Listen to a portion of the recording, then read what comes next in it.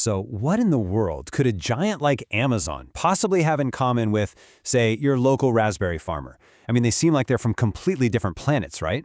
Well, what if I told you they're actually playing by the exact same economic rules? Let's dive in and see how the fundamentals of profit, cost, and competition shape every single business out there, from the tiniest market stall to the biggest global behemoth. Okay, so let's start with the giants. We all know them. A company like Amazon has totally changed the game, right? I mean, they've revolutionized how we buy things, how we sell things, even how we read. Their success is just staggering, and it's built on this incredibly complex production model and a cost structure that lets them undercut pretty much everyone else.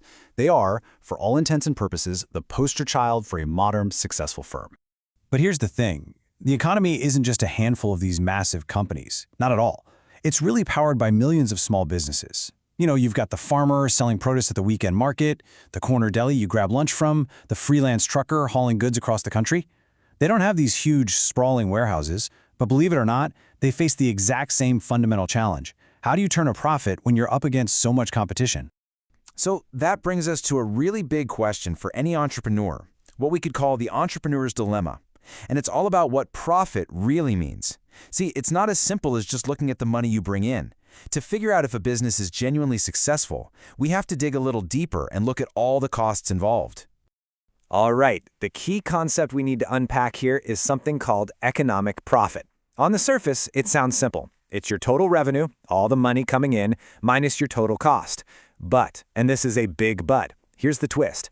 Total cost isn't just the stuff you write checks for. It actually includes two very different kinds of costs, and you absolutely have to understand both to get the real picture. So let's break this down.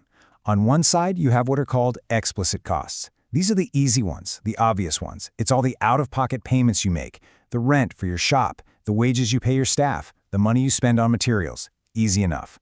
But then you have implicit costs. And these are a bit sneakier, but they are just as real.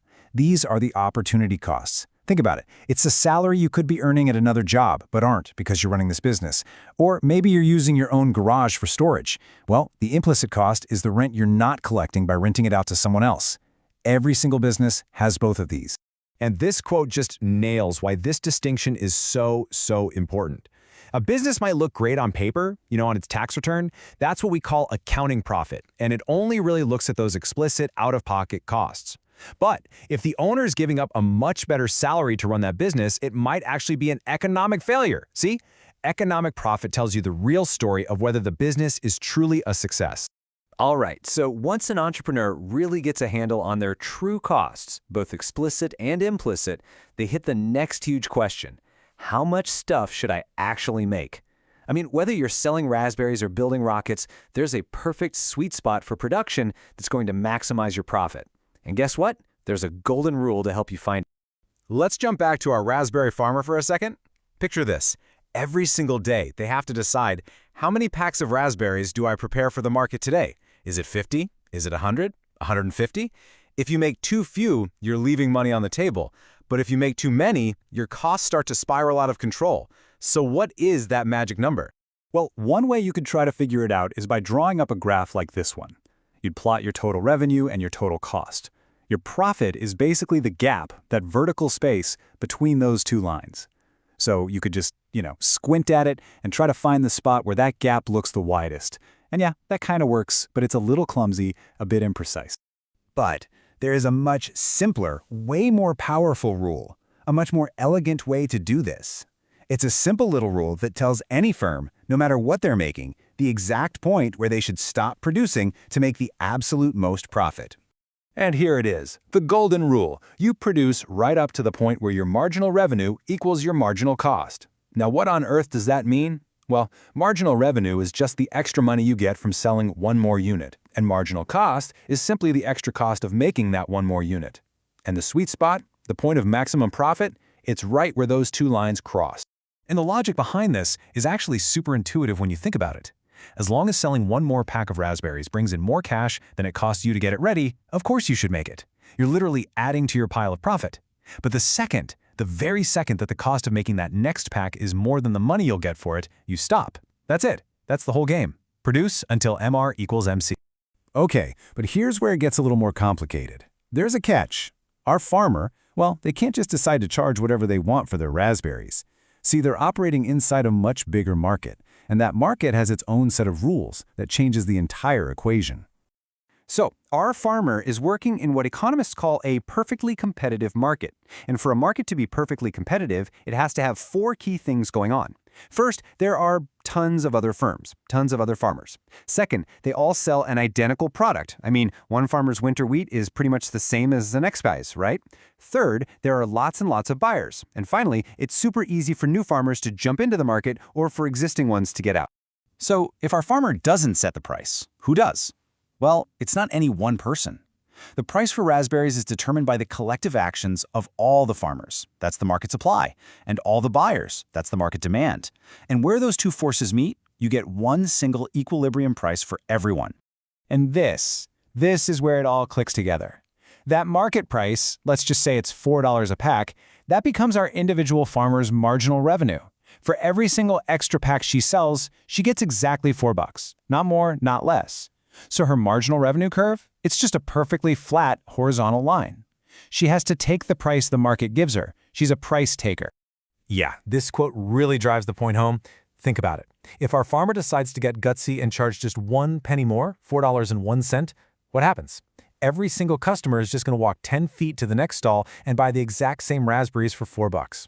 In a market like this, you have absolutely zero power to set your own price. Okay, so we've established that these farms are price takers, and they'll produce right up to the point where their marginal cost hits that market price. But what happens over the long haul? Because markets don't just stay the same forever. The forces of profit and loss kick off this really powerful, dynamic cycle. So in the short run, a firm can find itself in one of 3 situations. First up, take a look at panel A. If the market price is floating above the firm's average total cost, hey, congratulations, you're making an economic profit. Now look at panel B. If the price happens to land right at the very bottom of that average cost curve, you're breaking even. And finally, in panel C, if the market price drops below your average cost, well, then you're losing money. Now, things get really serious if the price drops so low that it's below the firm's average variable cost. We call this the shutdown point. And variable costs, that's your day-to-day operational stuff, like paying the raspberry pickers or buying the little plastic containers. If the price you're getting for a pack of raspberries doesn't even cover those costs, you're literally losing more money with every single one you sell. At that point, your best bet is to just shut down for the season and minimize your losses. But here's the interesting part. If the price is above that shutdown point, but still below your total average cost, it actually makes sense to stay open. Why? Because you're still making enough to cover your variable costs and contribute at least a little something towards your fixed costs, like the rent on your land. And all of this leads to this really fascinating, almost self-correcting cycle in the long run. So imagine firms are making these really nice economic profits. What's going to happen? Well, other people are going to see that and say, hey, I want a piece of that action. New farmers will enter the market. That increases the total supply of raspberries, which of course pushes the market price down. And this keeps happening until the price falls all the way to that break-even point, where economic profits are exactly zero. And the reverse is true too. If firms are losing money, they'll start to exit the market, supply will shrink, and the price will rise right back up to that zero-profit equilibrium. Okay, I know what you're thinking. This sounds kind of ruthless, doesn't it? Profits are always competed away until they hit zero.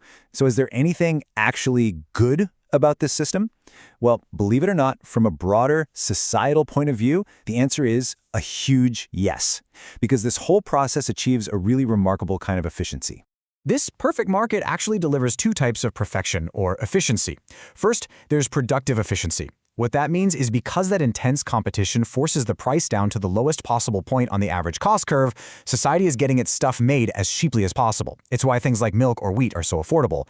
And second, you get allocative efficiency. This one's a little more abstract, but it's just as important. It means that the price consumers are willing to pay for something perfectly matches the marginal cost of producing it. In other words, our resources are being allocated in the most optimal way, going exactly where society values them most. So there you have it. This model of perfect competition delivers incredible efficiency and the lowest possible prices for us, the consumers. And that sounds amazing, right? But it does leave us with one last really big question to chew on. What's the trade-off? What do we potentially lose in a world where every single business is just a price taker, and the ultimate reward for taking a risk, for innovating, for working hard, that economic profit is always inevitably competed away to zero in the long run?